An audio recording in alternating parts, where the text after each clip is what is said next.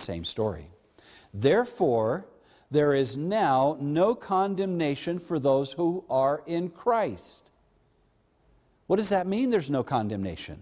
Well, didn't we just read that? There's no judgment against you. There is no condemnation.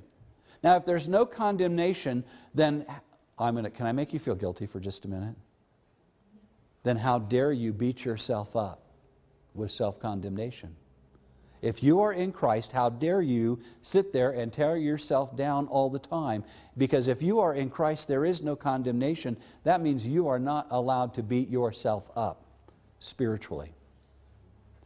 Now let's take this to even more fun.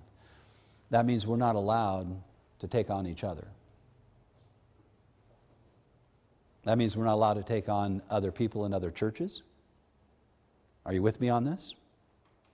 It says there is now no condemnation for those who are in Christ. We don't have to take on other people in other churches of who's the most right and who's the most wrong. The key question is, are you in Christ? If you are in Christ, there is no judgment against you. There is no condemnation, which means nobody's accusing you and you should not be accusing them.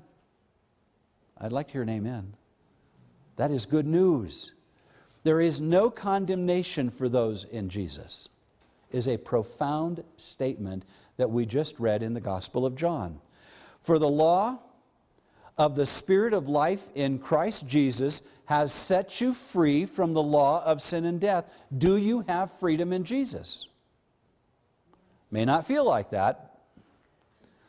It depends on how much you beat yourself up. Or somebody else beats you up for you. You know, there's people who are always willing to help you find your own faults, right? Okay. For what the law could not do, in that it was weak as it was